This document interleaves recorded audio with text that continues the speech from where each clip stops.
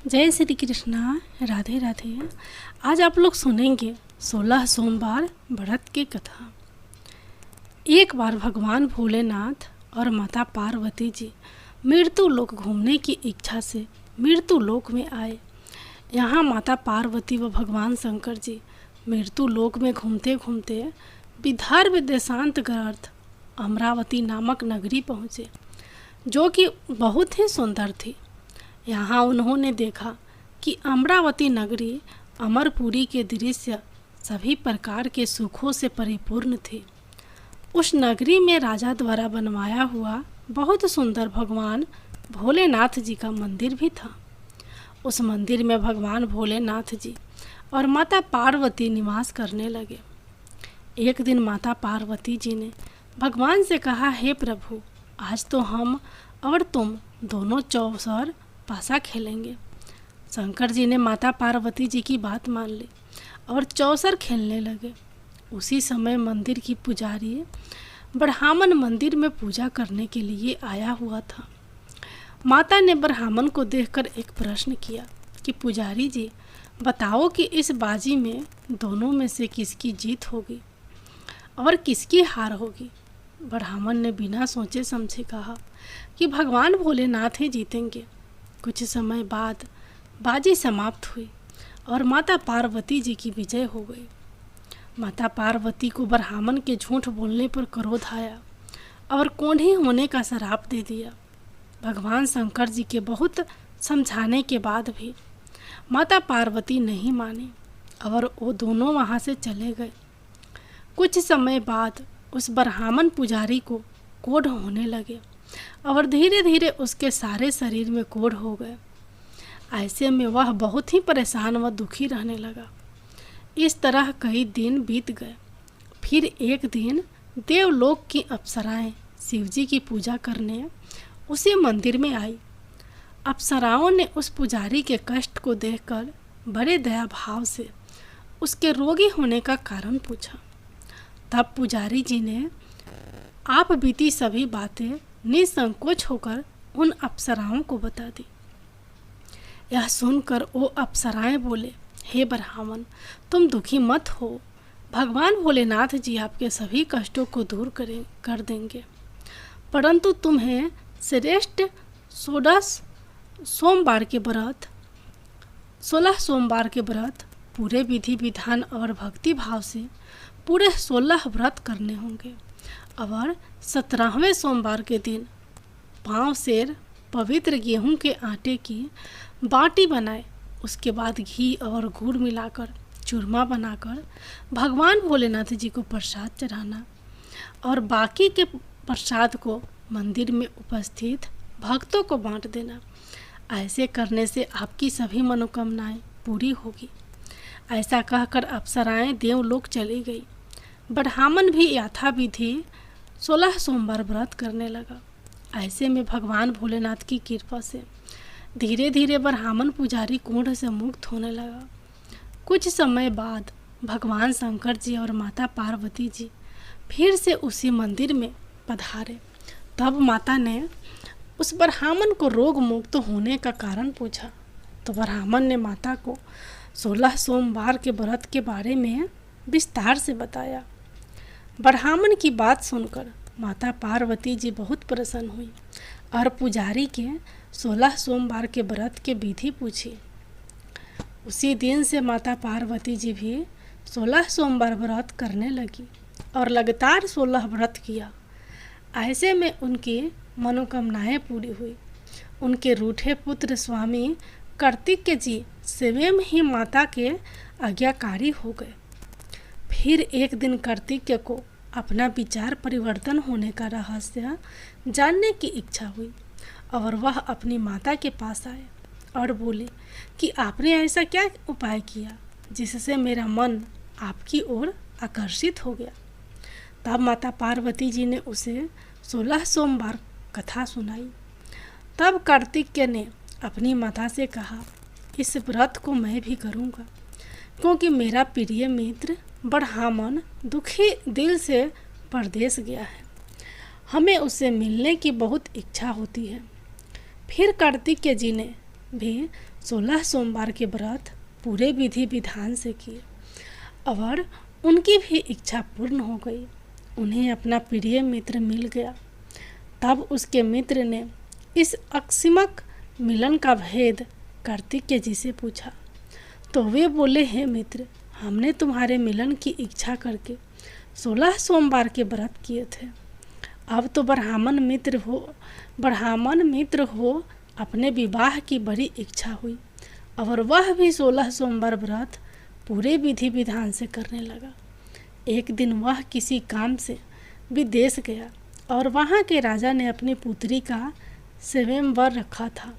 उस राजा ने राजकुमारी के विवाह के लिए यह शर्त रखी थी कि जिस राजकुमार के गले में सब प्रकार श्रृंगारित हाथनी माला डालेगी, मैं उसी के साथ अपनी बेटी का विवाह करूंगा। भगवान शिव जी की कृपा से ब्राह्मण भी उस स्वयंवर को देखने के लिए एक ओर बैठा हुआ था। उसी समय हाथनी वहां पर आई और उस ब्राह्मण के गले में जयमाला डाल दी। इस तरह राजा की प्रतिज्ञा के अनुसार बड़ी धूमधाम के साथ अपनी पुत्री का विवाह उस ब्राह्मण के साथ पूरे विधि विधान से कर दिया और उसे बहुत सारा धन देकर सम्मान पूर्वक संतुष्ट किया और वो दोनों सुखपूर्वक रहने लगे। एक दिन उस राजकुमारी ने अपने पति से पूछा कि प्रनाथ, आपने ऐसा कौन सा पुण्य किया है जो हाथनी ने सभी राजकुमारों को छोड़कर आपके गले में जयमाला डाली। तब ब्राह्मण बोला, हे प्राणी प्रिय, मैंने अपने मित्र कार्तिकेय जी के कथा अनुसार 16 सोमवार का व्रत किया था, जिसके प्रभाव से मुझे तुम जैसी रूपवान पत्नी मिली है। इस व्रत की महिमा सुनकर राजकन्या को बड़ा आश्चर्य हुआ और वह भी पुत्र कामना के लिए 16 सोमवार का व्रत करने लगी और भगवान भोलेनाथ से पुत्र कामना की प्राप्ति करने लगी। शिवजी की कृपा से कुछ समय बाद उसके गर्भ से एक अति सुंदर, सुशील, धर्मात्मा और विद्वान पुत्र हुआ। वह ब्राह्मण और उनकी पत्नी दोनों उस पुत्र को पाकर बहुत ही प्रसन्न हुए और उसका लालन पालन भली प्रकार से करने लगे। जब वह लड़का बड़ा हुआ और समझदार हुआ तो एक दिन अपनी माता से प्रश्न किया कि माता, आपने ऐसा कौन सा पुण्य किया जो आपको मेरे जैसा पुत्र की प्राप्ति हुई। पुत्र की बात सुनकर उस राजकुमारी ने अपने द्वारा किए गए 16 सोमवार व्रत की कथा और पूरे नियमों के बारे में उसे बताया। उस लड़के ने इस व्रत को सब तरह से मनोरथ पूर्ण करने वाला सुनकर उसके मन में राज्य अधिकार की पाने की इच्छा की। उस लड़के ने उसी दिन भगवान शिव जी को प्रसन्न करने के लिए 16 सोमवार के व्रत पूरे नियमों से करने लगा।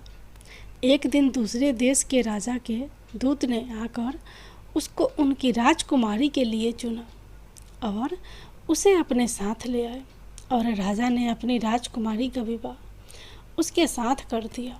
धीरे धीरे राजा वृद्ध हो गया और उसके लिए राजकाज संभालना मुश्किल हो गया। उसने अपने दामाद का राज्य तिलक कर दिया और वहाँ का राजा घोषित कर दिया। इस तरह ब्राह्मण पुत्र राजा बनकर भी यह व्रत करता रहा। जब 17वां सोमवार का व्रत आया तो उसने अपनी रानी के सभी सामग्रियों सहित भगवान भोलेनाथ जी के मंदिर आने को कहा, किंतु रानी मंदिर नहीं गई और उसने अपने दास दासियों को पूजा की सामग्री लेकर मंदिर भेज दिया। राजा ने पूरी विधि विधान से भगवान शिव जी की पूजा करी। जब वह वहाँ से जाने लगा तो उसने सुना कि आकाशवाणी से एक आवाज़ आई और उसने कहा, हे राजा, अपनी इस रानी को राजमहल से निकाल दे, नहीं तो ये तेरा सर्वनाश कर देगी। इस वाणी को सुनकर राजा आश्चर्य में पड़ गया और उसने तुरंत मंत्रियों के बैठक बुलाई और आप बीती सुनाई। मंत्री आदि सभी बड़े विस्मय और दुख में डूब गए। क्योंकि जिस कन्या के साथ राज्य मिला है, राजा उसी को राज्य से निकालने का जाल रच रहा है। यह कैसे हो सकेगा? अंत में राजा ने अपनी रानी को राजमहल से निकाल दिया। रानी दुखी हृदय से अपने भाग्य को कोसती हुई अपने राज्य से बाहर चली गई। बिना चप्पलों के और फटे वस्त्र पहने भूखी प्यासी धीरे धीरे चलकर एक नगर में जा पहुंची। उस नगर में एक बुढ़िया रोज सूत काट कर बेचने जाती थी। रानी की करुण दशा देख बुढ़िया बोली, तू मेरे साथ चल, मेरे सूत बिकवा दे। मैं वृद्ध हूँ, भाव नहीं जानती हूँ। यह सुनकर रानी बुढ़िया के सिर से सूत की गठरी उतार कर अपने सिर पर रख ली। अचानक से आंधी आई और बुढ़िया के सभी सूत हवा में उड़ गए। बेचारी बुढ़िया बहुत पछताई और रानी से कहा कि दूर रहना मेरे से। अब रानी एक तेली के घर गई और काम मांगने लगी कि अचानक से उस तेली के सभी मटके शिवजी के प्रकोप से झटक गए। ऐसा दशा देखकर उस तेली ने रानी को अपने घर से निकाल दिया। इस प्रकार रानी अत्यंत दुखी पाती हुई एक नदी के तट पर गई तो देखा कि नदी अचानक सूख गई। उसके बाद रानी एक वन में गई। वहाँ जाकर उसने एक सरोवर देखा और वह पानी पीने के लिए सरोवर की सीढ़ी उतरी और पानी पीने के लिए जैसे अपने हाथों को आगे बढ़ाया तो देखा कि सरोवर का पानी नील कमल के सदृश जल असंख्य कीड़ोमय गंदा हो गया। रानी ने अपने भाग्य का दोषारोपण करते हुए उस सरोवर का जल पीकर अपनी प्यास बुझाई। आराम करने के लिए एक पेड़ की शीतल छाया में विश्राम करने के लिए लेटी तो देखा कि उस पेड़ के सभी पत्तियां झड़ गई। ऐसे में रानी जिस पेड़ के नीचे जाती उसी पेड़ के पत्तियां अपने आप झड़ जाती। वन, सरोवर और पेड़ों की ऐसी दशा देखकर गाय चराते हुए ग्वालों ने अपने गुसाई स्वामी जी के साथ सभी बातें बता दी। गुसाई जी के आदेश अनुसार ग्वाले रानी को पकड़कर गुसाई जी के पास ले आए। रानी की मुख्य कांति और शरीर शोभा देखकर गुसाई जी जान गए कि यह कोई विधि की गति की मारी कुलीन आंवला है। ऐसा सोचकर गुसाई जी ने रानी से कहा कि हे पुत्री, मैं तुमको पुत्री समान रखूंगा। तुम मेरे आश्रम में ही रहो और मैं तुम्हें किसी प्रकार का कष्ट नहीं होने दूंगा। गुसाई जी के ऐसे वचन सुनकर रानी को थोड़ी धीरज मिली और वह आश्रम में ही निवास करने लगी।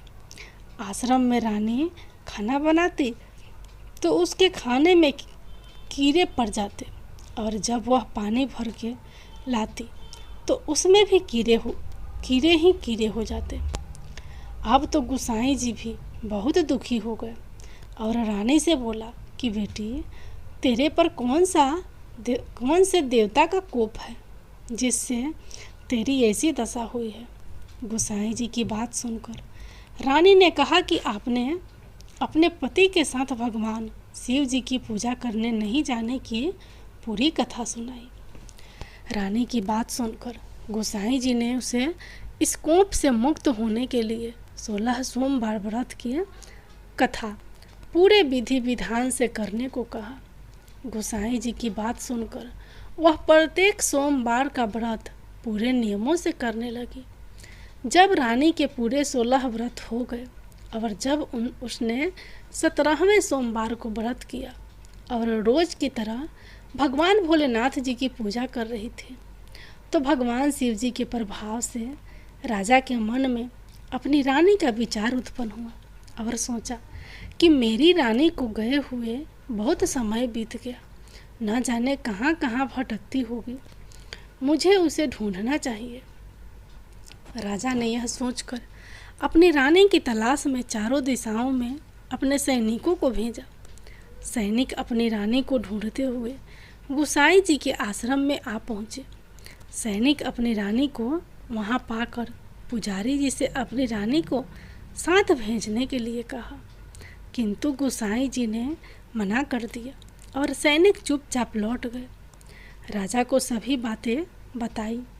तब राजा स्वयं रानी को लेने गोसाई जी के आश्रम आया और पुजारी से प्रार्थना करते हुए बोले, महाराज, जो देवी आपके आश्रम में रहती है वो मेरी पत्नी है। शिवजी के कोप से मैंने इसका त्यागन कर दिया था। अब इस पर से भगवान शिवजी का कोप शांत हो गया है, इसलिए मैं इसे लेने के लिए आया हूँ। आपकी आज्ञा हो तो मैं इसे ले जा सकता हूँ। गोसाई जी ने राजा के वचनों को सत्य समझकर रानी को राजा के साथ जाने की आज्ञा दे दी। गोसाई जी की आज्ञा पाकर रानी अपने पति के साथ अपने राज्य के लिए चल दी। रानी के आने की खबर पाकर राज्य के निवासी अनेक प्रकार के बाजे बाजने लगे। नगर के दरवाजे पर तोरण बंधन वारों से विधिवत विधि से नगर को सजाया। नगर में घर घर में मंगल गान होने लगे। पंडितों ने विधिवत वेद मंत्रों का उच्चारण करके अपनी रानी का स्वागत किया। इस प्रकार रानी ने अपनी राजधानी में पुनः प्रवेश किया। राजा ने अपनी रानी के आने की खुशी में ब्राह्मणों को अनेक प्रकार के दान आदि देकर संतुष्ट किया। याचकों को धन धान्य दिया और पूरी नगरी में जगह जगह सदा व्रत खुलवाए, जहाँ भूखों और गरीबों को खाने को मिला। इस प्रकार राजा रानी भगवान भोलेनाथ जी की कृपा से सभी प्रकार के सुख भोगते हुए और 16 सोमवार व्रत की कथा करते रहे। अंत समय में अनेक प्रकार के सुख भोगते हुए शिवपुरी को पधारे। इसी कारण कहते हैं कि जो भी मनुष्य भगवान भोलेनाथ जी की भक्ति मन वचन कर्म द्वारा 16 सोमवार के व्रत पूरे विधि विधान से करेगा, वह इस मृत्यु लोक से समस्त सुख को भोग कर अंत में भगवान के चरणों में शिवपुरी को प्राप्त होगा। और इस व्रत के करने से सबके मनोरथ भी पूर्ण होते हैं। जय भोलेनाथ, जय माता पार्वती।